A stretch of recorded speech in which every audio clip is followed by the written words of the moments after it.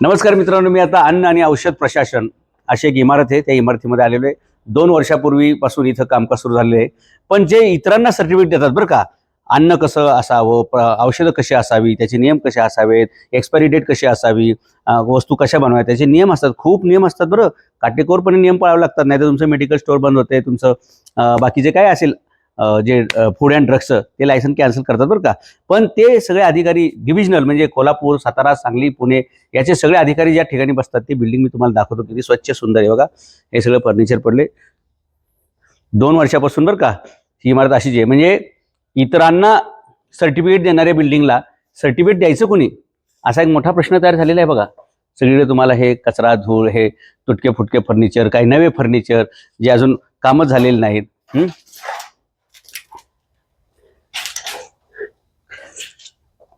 म्हणजे तुम्हाला असं वाटेल की आम्ही एखाद्या भंगारच्या गोडाऊनमध्ये आहोत का काय, किंवा एखाद्या युद्धग्रस्त देशामधल्या एखाद्या पडलेल्या इमारतीचं आम्ही शूटिंग करतोय काय. नाही, फूड अँड ड्रग्स अशी अन्न आणि प्रशासन अशी एक इमारतीचं शूटिंग करतोय आम्ही. एकच मिनिट. हा, तुम्ही तर सर्व्हिसला आहे का? नाही. बरं, मी तुकाराम. ही ती इमारत आहे. आता हे तुम्हाला ग्राउंड फ्लोअरचं दाखवलेलं आहे.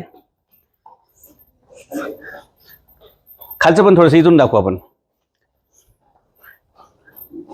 याला बंकर म्हणता येईल, तुम्हाला अंडरग्राऊंड म्हणता येईल. म्हणजे शासकीय इमारत किती स्वच्छ सुंदर असू शकते याचा हा नमुना आहे. शासनाची इमारत किती स्वच्छ असावी, किती सुंदर असावी याचा हा एक छानपैकी नमुना आहे.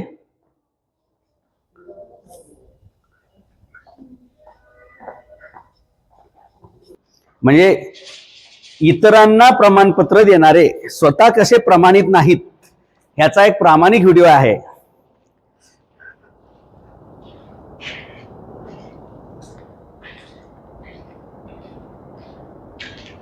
हा, तर मित्रांनो, अन्न आणि औषध प्रशासनाचे आता पहिल्या माळ्यावर पण आम्ही आलेलो आहे.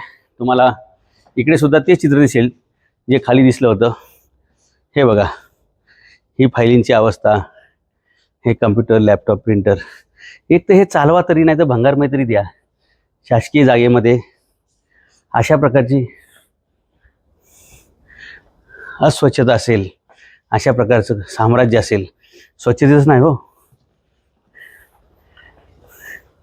हे बघा,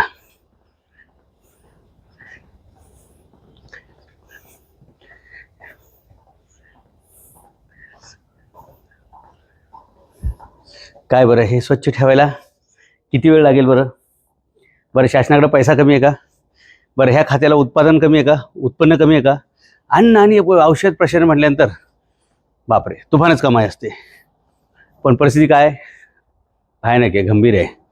त्यामुळे जर तुम्हाला कोणी अन्न आणि औषध प्रशासनाचे कोणी इन्स्पेक्टर आले आणि तुम्हाला जर काही जास्त विचारलं तर त्यांना ही फुटेज दाखवा की साहेब तुम्ही आमची स्वच्छता, आमचे कागदपत्र, एक्सपायरी डेट किंवा आमचे नियम वगैरे तपासता. चांगली गोष्ट आहे.